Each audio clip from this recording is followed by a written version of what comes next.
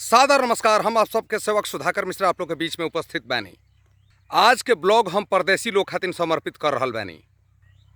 एगो गीत रहे, गीत के बोल इहे रहे, परदेसी परदेसी जाना नहीं, मुझे छोड़ के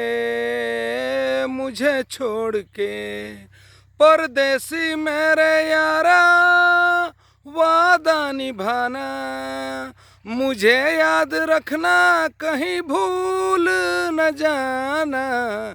तो आज के वीडियो के हम ओ लोग के समर्पित कर रहल बानी जे अपन गांव गिरान छोड़ के बाहर में रह के नौकरी पेशा कर रहल बा। ध्यान से देखी जे अपना गांव के सुंदर और विहंगम दृश्य के, कितना सुंदर नज़ारा बा। ठंडा के मौसम बा, हर तरफ सरसों के पीला पीला फूल फूला चुकल बा। रवा सबन के भाई बंधु लोग खेत में आलू के खेती, गोभी के खेती के कइले बा लोग। ध्यान से देखी जाए अपना भाई बंधु लोग के द्वारा कइल गई खेती के। हे खेत में आलू के भी खेती कइल गई बा, गोभी के भी खेती कइल गई बा। हई खेत है बरसेन के खेत। जितना भी लगहर गाय भैंस बाड़ी सन, जब यह बरसेन के सेवन करेली सन तो ओहनी के दूध 2 गुना हो जाला। माल मवेशी खातिर बरसेन घास औषधीय गुण से भरपूर होला। तो ध्यान से देखी जाए बरसेन के खेत के। रवा सबन भी जब गांव में रहत होखब सभे तो बरसेन घास के काट के अपना घरे ले जात होखब सभे। हई देखी सभे पुअरा के टाल के, ये दंवरी कइल पुअरा के टाल ह। गांव के बाहर सामने ही जौन रवा सबन के बिल्डिंग दिखाई देता, ये हमनी के गांव के स्कूल ह। हई देखी जा करैल के गेहूं के सिवान। गेहूं एक एक बीता के हो गइल बड़ा सन, रवा सबन देख सकतनी। कुछ ही ढंग से रवा सबन के भी गांव के सिवान में गेहूं जाम गइल हुई। ध्यान से देखी जा गेहूं के कइल खेती के। अब हम रवा सबन के ओ खेत के ओर लेके चलतनी जवना खेत में ट्रैक्टर चलता। एक खेत के उखड़ा क के पटावल रहल ह। पटावला के बाद में खेत के जोताई चालू बा। एक खेत के उखड़ा पटा के जोताई क के एकरा में सीडिल के द्वारा गेहूं बोआता। ई धान वाला खेत रहल है, ऐसे में लेट से गेहूं बोआता। यहाँ के हई हमारा गांव के कुशल किसान पुआ पेड़ा मिसिर। यहाँ के पंचायत स्तर पर, जिला स्तर पर किसान वाला कोई गो पुरस्कार प्राप्त कर चुकल बानी। हई जौन ट्रैक्टर पर देख रहल बानी, यहाँ के ट्रैक्टर चालक के नाम है नित्यानंद मिसिर जी। यहाँ के कुशल गृहस्थ हैं। अगला ब्लॉग में हम खेती गृहस्थी के कार्यक्रम के लेके यहाँ के अपना द्वार पर हम लेके आई आ खेती गृहस्थी के कार्यक्रम में हम चर्चा करब। का हाल बा मिश्रा जी, सब ठीक ठाक बा न? ठीक बा, बहुत बढ़िया। जटहिया कबलियों के खेती कइले बानी? उहो बा। को बीघा? 1.5 बीघा। चना के भी खेती कइले बानी? को बीघा? 2.5 बीघा। बहुत सुंदर। तोरी के भी खेती कइले बानी? को बीघा? 2.5 बीघा। अच्छा, ई गेहूं के खेती को बीघा कइले बानी? अब ये जोड़ले नहीं थी बैठ के, बाकी 30 बीघा ले ऊपरे होई। नौका धान कुटा गइल बा न? हां, थोड़े कुटाइल बा।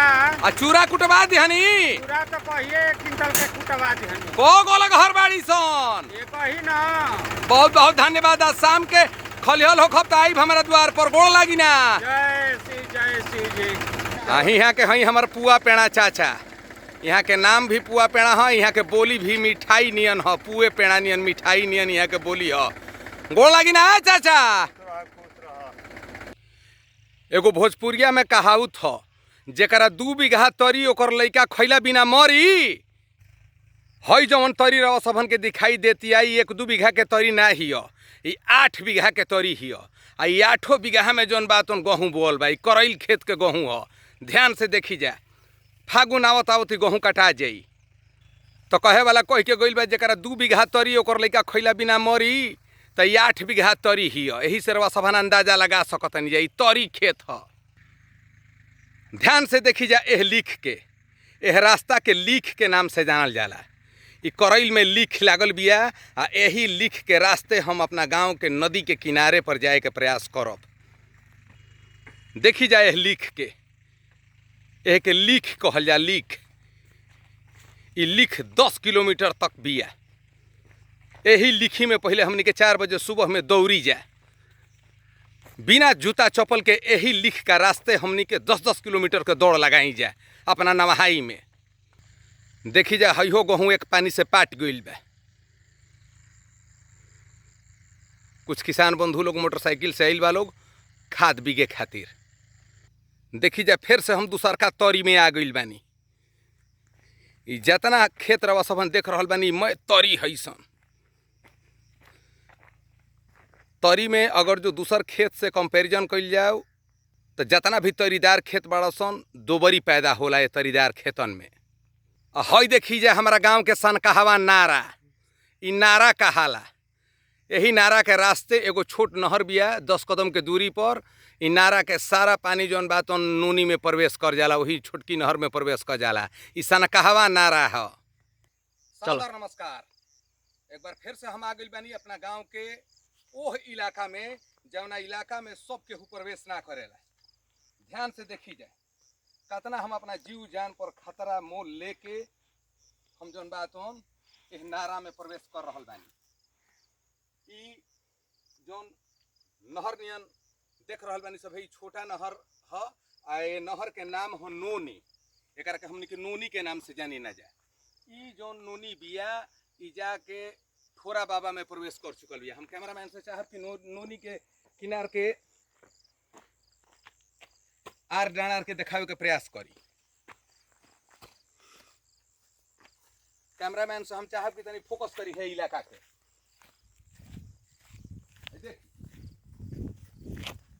देखी सब प्राकृतिक सौंदर्य के एजा के नजारा के कितना एजा एकांत बा।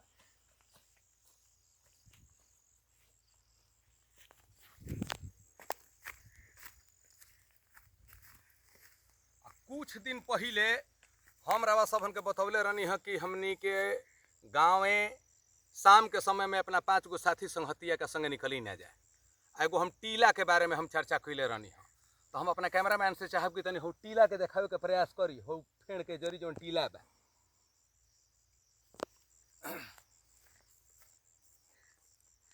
इहे उ टीला है। आ यही टीला के पास में हमनी के 5 संगतिया के संगे हेजा एकांतवास में रही जाए। आजो जब भी हमारा समय मिलेला हम अपना पुराना दिन के याद करते हुए यही टीला पर जौन बात आईना आ प्रभु के भजन कीर्तन करी ना। चलो तो अभी हम आ चुकल बानी चना का खेत में। हम अपना कैमरामैन से चाहब जितना भी चना जामल बा ओकरा के देखावे के पहले प्रयास करी, तब हमें चना के बारे में बताई।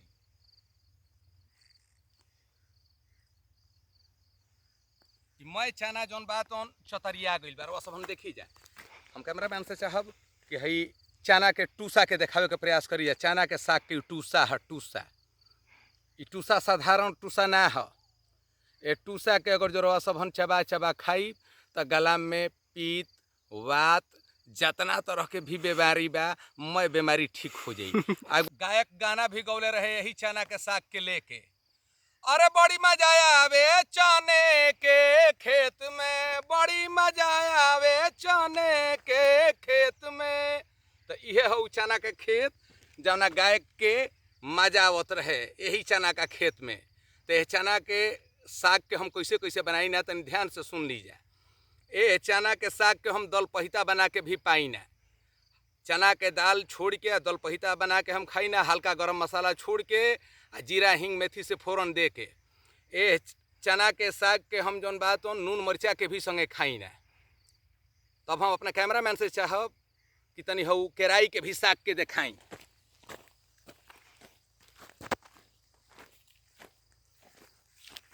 चना का खेत के बगल में है देखी सब है केराई है केराई के साग के टूसा है देख लीजिए है टूसा के।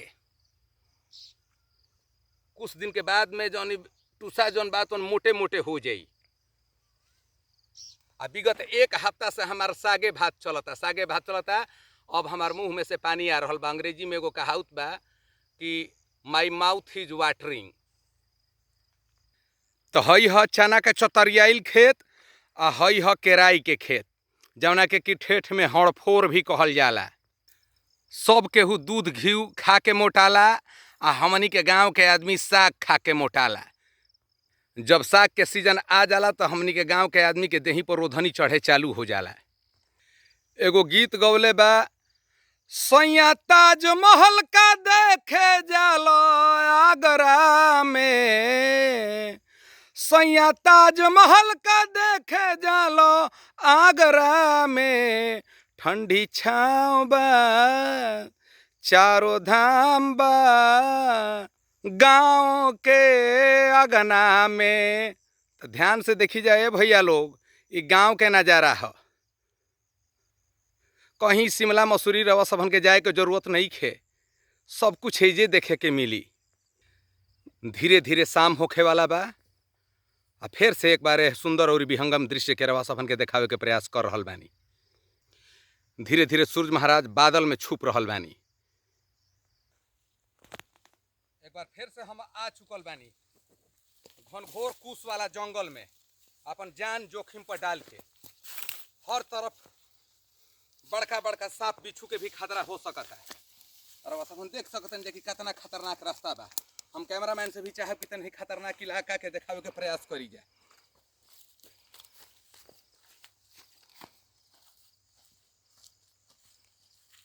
ध्यान से ही देखी जाए इलाका के कैसन इलाका बा। चारों तरफ जन बा तो केहू नहीं खे दिखाई देत। ऐसने इलाका में गांव गिरान के आदमी कहलन कि ढठिया के बीग दिहल जाला। तो खैर हमनी के गाँव में ऐसा बात नहीं खे। हमनी के गांव के सिवान में कोनो इलाका में रवा सबन घूमब जाए, केहू पूछे वाला नहीं खे। हई देखी सभे मसूरी के खेत है। हमनी के गाँव में मसूरी 6 क्विंटल बिगहा जाली सन। ध्यान से देखी जाई, मैं छोटकी मसूरी है सन। आ मसूरी के संगे संगे ही तीसी ही है। यही तीसी के बिया पहले निकल जाए तो एक बिया के हमनी के खेली जाए घिरनई बना के। एगो गीत भी संगे संगे गाई जाए, हरावा जोताई या तीसिया बोआई। हई देखी सभे भूर फूटल बा है जाए। पाताल से पानी जौन बा तो निकल के आ रहल बा, जाके सीधे ही नारा में मिल रहल बा। देखी सभे है पाताल गंगा से पानी निकल रहल बा, भूर फूटल बा। ध्यान से देखी जाए है आवाज के। पहले के बाप दादा लोग यही टीला पर से सिंची आए लोग। जब केहू खेत में घुस जाए तो चाहे साग खोटे वाली होखे लोग आ चाहे घास कबारे वाला लोग होखे लोग, पहले अकरी गढ़े खातिर लोग खेत में घुस जाए लोग। अकरी गढ़े का बहाना जौन बा तो 2 मीठा केराइयो कबार ले लोग। तो घास गढ़े वाली लोग के हमनी के ऐसे ही हे ही टीला पहले चिचियाई जा। पहले इरे कौन जानी हम हो, रह जा रह जा रह जा रह जा, तो हर रोज रोज के हम बांध छोड़ा देतनी। जौन जौन दृश्य के हमरा सबन के देखावे के प्रयास कर रहल बानी, कोनो जगह खतरा से खाली नहीं खे। हम अपन जान के जोखिम में डाल के रवा सबन के ऐसन दृश्य के देखावे के प्रयास करतनी। ध्यान से देखी जाए यह दृश्य के, यह नज़ारा के। ऐसे कुल इलाका से मान में से सियार निकले लसन, सनका सियार। जैसे ही शाम हुई बिल में से सियार निकले लगे हसन करे हुआ हुआ। हई देखी जाए सैकड़ों साल पुराना बबूल के पेड़।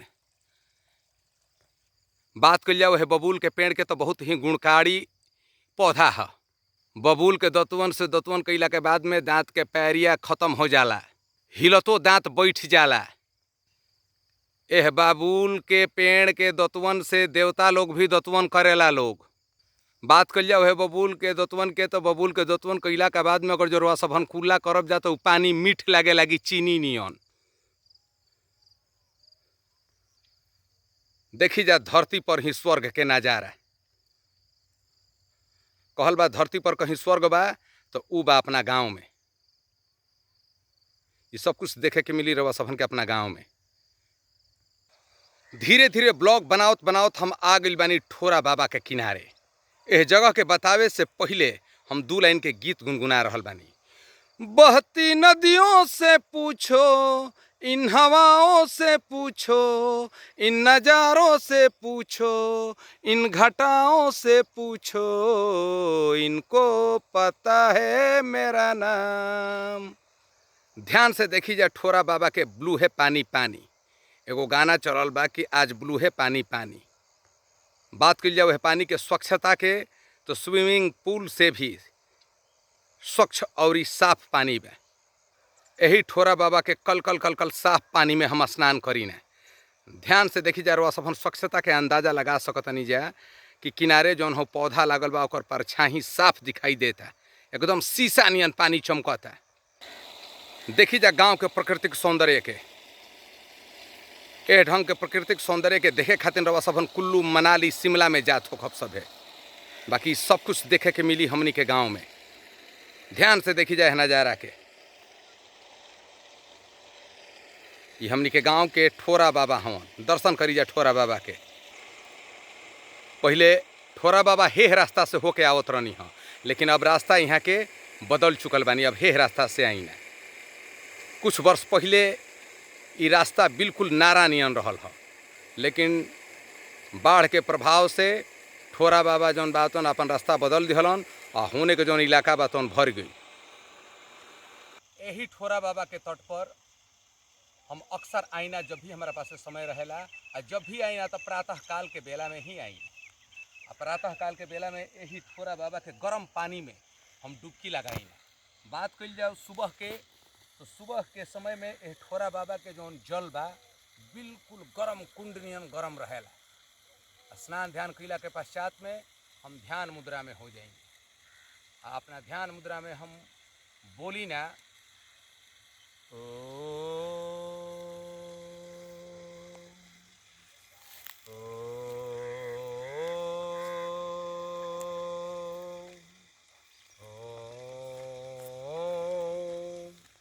ठोरा बाबा से हमने के बहुत ही पुरान रिश्ता बा।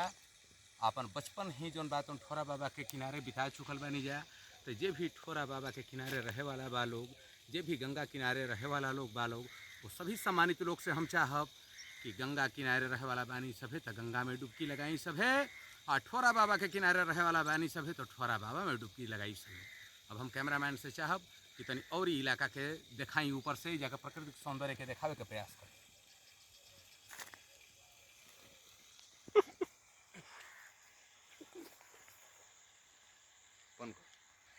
वीडियो देखे वाला सभी सम्मानित जनता का हम सुधाकर मिश्रा सादर प्रणाम कर रहल बानी। आ कुछ यही तरीका के प्राकृतिक सौंदर्य के लेके हमरा सभन के बीच में लाइव के माध्यम से उपस्थित रहब। बहुत बहुत धन्यवाद, सादर आभार, अभिनंदन और वंदन।